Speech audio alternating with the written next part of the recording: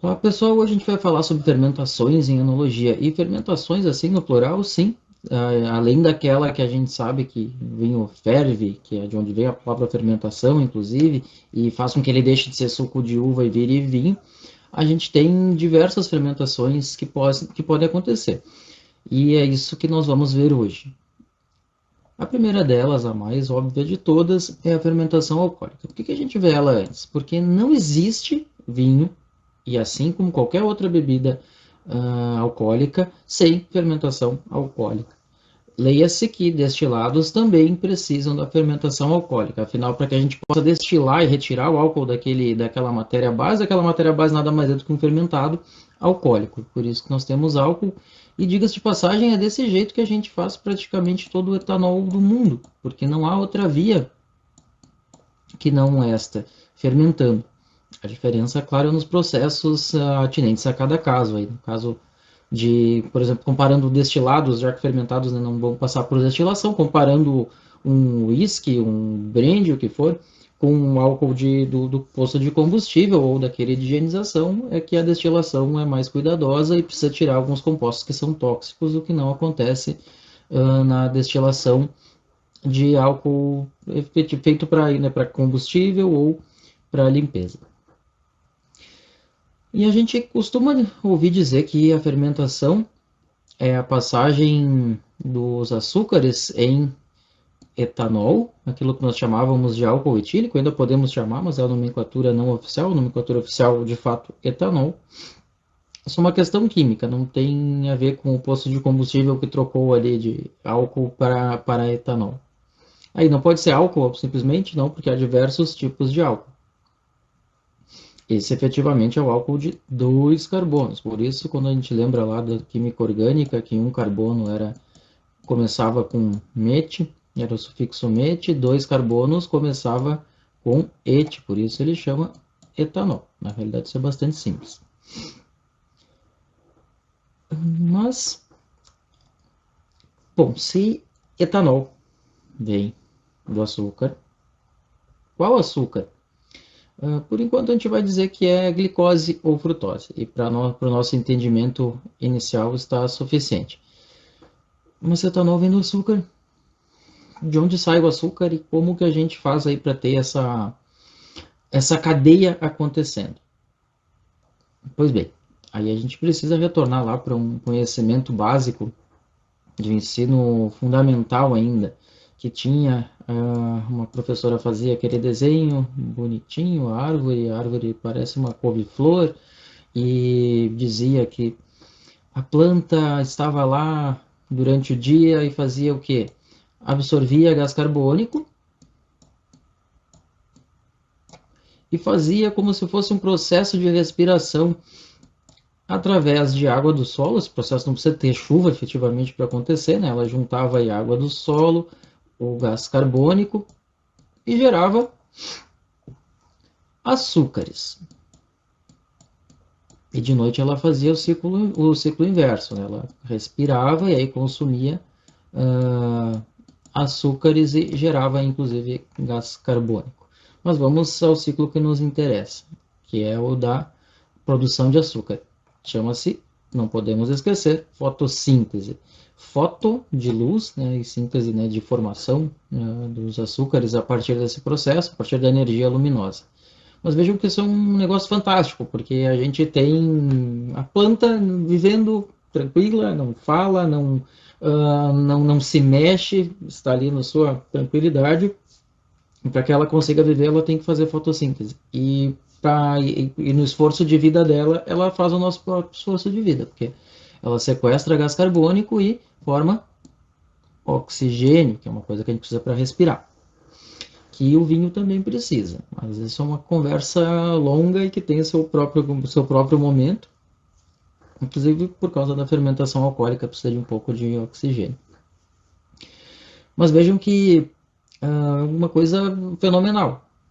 Só tirando, sequestrando gás carbônico, ainda mais quando se fala aí de pegada de carbono e tudo mais, e por isso que ter plantas, e uma das formas de compensar a pegada de carbono é plantando áreas verdes aí para compensar o que se consome de carbono. Ou seja, não fosse a fotossíntese, não teríamos álcool, porque precisamos de açúcar para fazer álcool e logo a fonte é essa. O que é importante dizer? Tem também outra coisa que é legal de falar. Isso é uma nomenclatura que a gente precisa se acostumar. E na realidade a gente já escutou isso aí. Só não sabe se é um bicho, se é um composto químico, exatamente o que é. Enzimas. Enzimas são aceleradores de reações químicas e bioquímicas, sobretudo.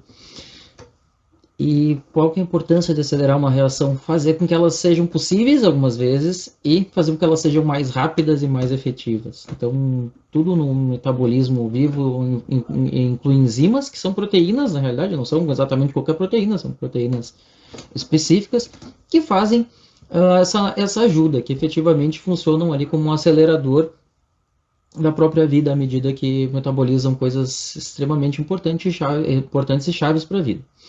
Nesse caso aqui nós temos a energia que para poder fazer isso aqui, essa ligação não se faz assim de qualquer jeito, não é simples, não é grudar uma coisinha na outra, precisa de energia, que vem do Sol, e precisa de uma enzima que catalisa isso e faz tudo acontecer de um jeito melhor. Ela chama-se rubisco, e na verdade essa é a abreviatura dela, e eu francamente não me recordo do nome dela, que é o nome do composto que ela junta e acaba fazendo, que ela forma e acaba permitindo aí que seja, que a gente chegue aí na produção de açúcares. Ou seja, mas eu não estou falando, não me interesso por produção de floresta, não me interesso por nada. Por que falar tanto em fotossíntese? Porque ela acontece na videira.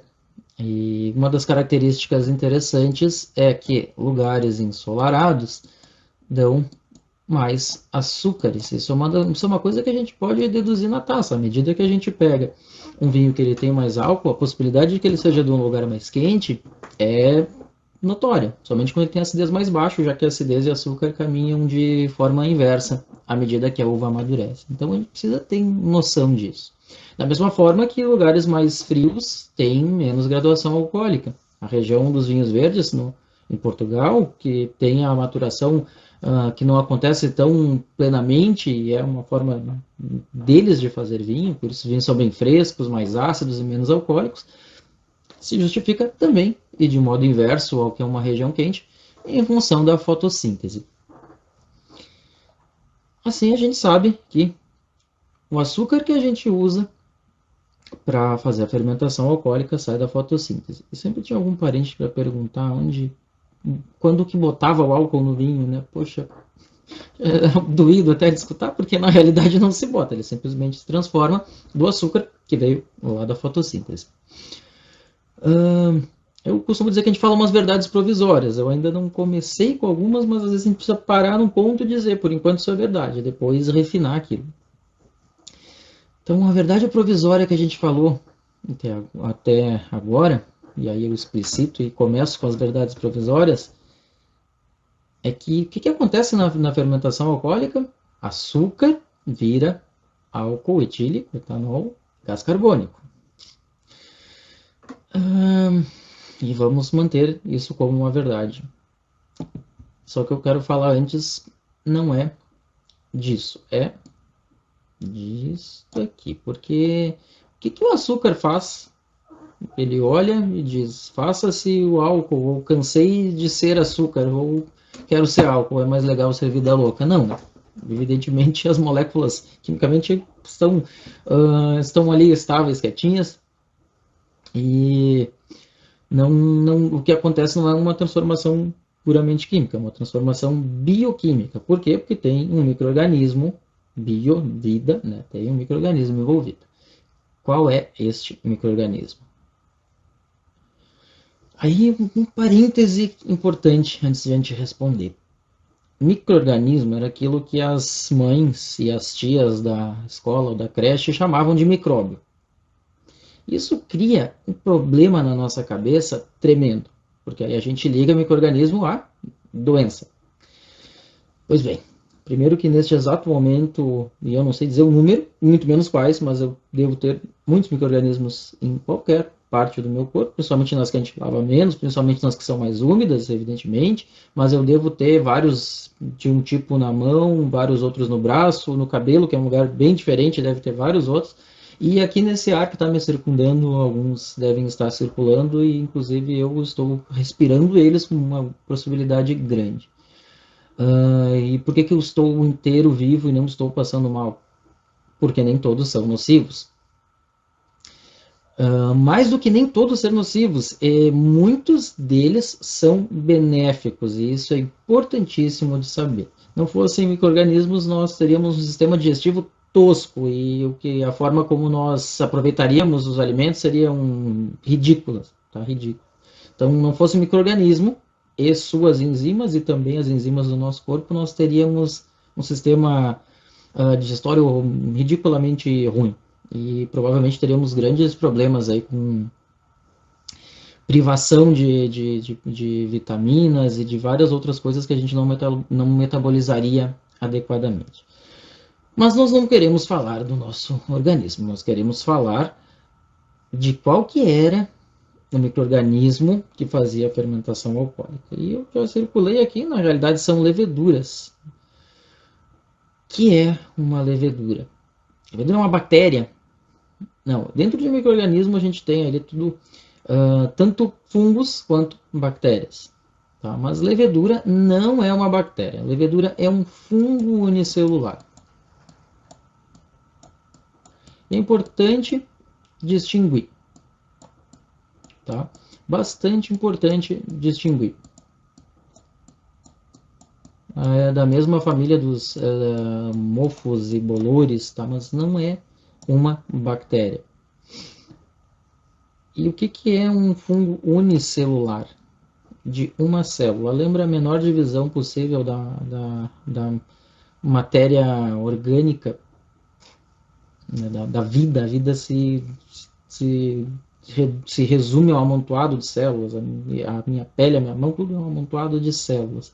A menor delas, que é visível apenas ao microscópio, corresponde a uma levedura. Uma levedura, diferente da gente, que é um ser pluricelular, ela tem uma única célula. Isso é uma coisa interessante. Me diz um exemplo aí. Onde é que vocês enxergam um fungo na vida real? Na vida real, provavelmente nunca. Nunca. Né? Porque ele é unicelular, não é visível ao olho nu. Na vida prática, quando a gente tem bolores, quando a gente tem mofos, quando a gente tem cogumelos, né, que são fungos. Em francês, inclusive, o cogumelo Paris, que a gente chama de champignon aqui, é champignon no francês, porque quer dizer que é um simplesmente fungo. Mas é importante dizer, quando a gente vai fazer pão, a gente pode ver fungos. A gente pode ver leveduras, que inclusive são as que fazem o pão. Mas aquele pozinho que a gente... A tablete não vem ao caso, né? Que é uma pasta cheia de leveduras. Aquele pozinho que se usa, não o fermento químico, evidentemente, ou aquela levedura, aquele fermento em pó, que tem que usar no pão para fazer fermentar, aquilo não é uma. Cada grânulo daqueles não sei dizer quantas células de levedura. Tá? Por isso que a gente enxerga. Fique bem claro isso. E aí eu aproveito para falar sobre uma outra coisa. Eu estou dizendo que a gente faz vinho e outras bebidas alcoólicas também com levedura, que transforma açúcar em álcool e gás carbônico. Daí eu acabei de falar que a gente faz pão com levedura. O que uma coisa tem a ver com a outra? Qual é a diferença? É mais difícil fazer a pergunta qual é a semelhança. Aí eu preciso dizer que toda, porque na realidade o que a gente faz no pão nada mais é do que uma fermentação alcoólica, onde a gente consome açúcares, larga, onde a gente não, né? Onde as leveduras consomem açúcar, o metabolizam em etanol e gás carbônico.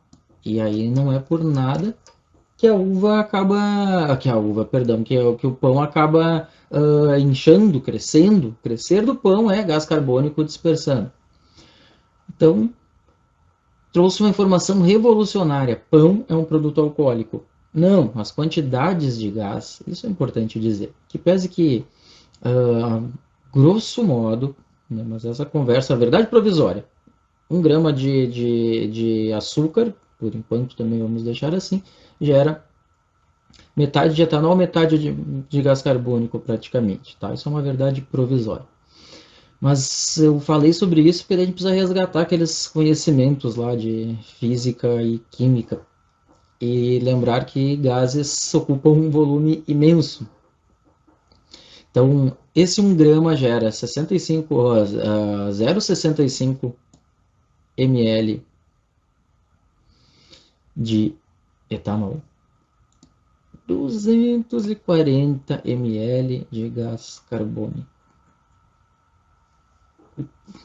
Como isso se explica? Porque o comportamento dos gases é diferente do comportamento dos líquidos. Aí tinha regrinhas interessantes lá das condições normais de temperatura e pressão, vocês podiam fazer o cálculo pelo número de móis e tudo mais, mas vamos deixar isso quietinho, não precisamos disso. Só precisamos dizer o seguinte, que o pouquinho, apesar de praticamente metade do açúcar virar gás carbônico, esse pouquinho que é consumido gera um volume enorme de gás carbônico, que faz o pão inflar. E que não faz ele ficar alcoólico. Por quê? Porque daí o álcool fica em quantidades pequenas e ninguém come pão cru. Talvez tenha, mas né, não é o consumo habitual. Quando ele vai para o forno, esse álcool toma o seu rumo, evapora e temos um pão sem álcool. Mas o processo é o mesmo. E aí eu entro num outro ponto. Quer dizer que o processo é o mesmo, é uma verdade provisória. Quem que faz a fermentação do vinho? Levedura. Qualquer uma? Não. Principalmente as leveduras do gênero Saccharomyces. E Saccaro já diz tudo, né? As leveduras que gostam de açúcar. Gênero não é espécie, né? Gênero é o grupo maior, espécie tem diversas. Qualquer uma do gênero Saccharomyces? Não. A que a gente mais gosta é uma que se chama Saccharomyces cerevisiae. Cerevisiae. Lembra o quê?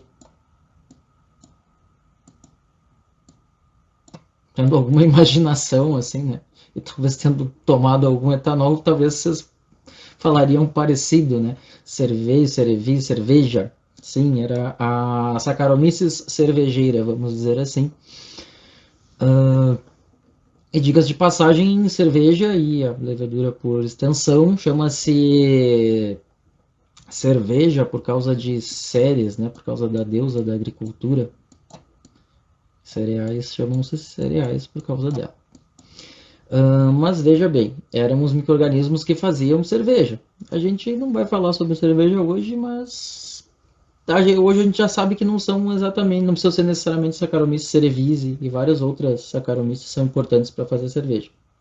Mas eu estou começando a distinguir 3 coisas: que cerveja faz fermentação alcoólica com alguns outros micro-organismos e que pão, né, outros tipos de Saccharomyces, sobretudo, pode ser outros gêneros também, mas sobretudo os gêneros, as espécies do gênero Saccharomyces. E que pão e vinho são feitos do mesmo jeito. Olha que coisa esquisita, porque cerveja e vinho não fazem com o mesmo micro-organismo.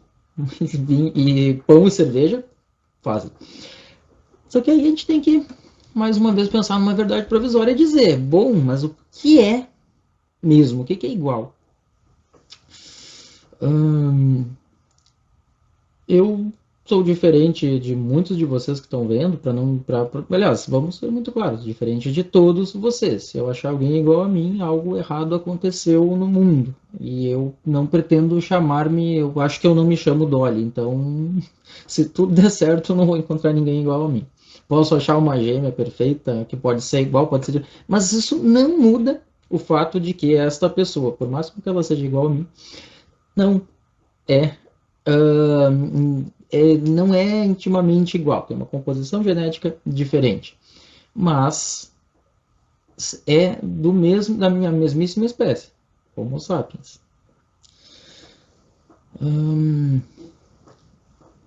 Eu e o resto do mundo somos iguais? Iguaizinhos? Nem um pouco. Somos todos do mesmo gênero. Então, primeiro, uma primeira aproximação que a gente tem que fazer para dizer que o fato de pão usar Saccharomyces cerevisiae e vinho usar Saccharomyces cerevisiae não quer dizer que elas usem a mesma. E aí a gente chega no conceito de cepa. Parecido com o que é para uva, né? Que cepa é cada uva que é.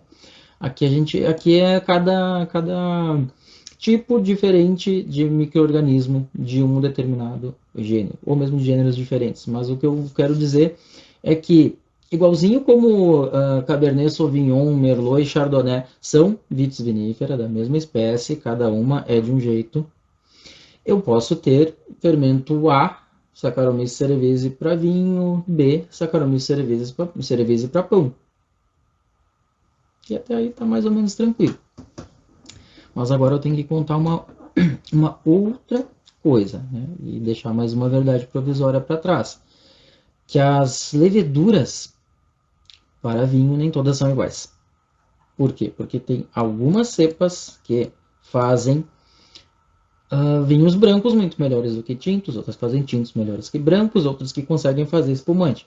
Ou seja, quando a gente diz que é tudo igual, que tudo que faz fermentação é o mesmo micro-organismo, é uma verdade, não é uma verdade provisória, mas o fato de todas elas serem leveduras, e leveduras do gênero Saccharomyces, da espécie Saccharomyces cerevisiae, não quer dizer que elas trabalhem absolutamente do mesmo jeito. Em primeiro lugar, e aí a gente passa a ter mais uma verdade provisória, porque são micro-organismos diferentes, iguaizinhos, cada um de nós é uma pessoa diferente da mesma espécie.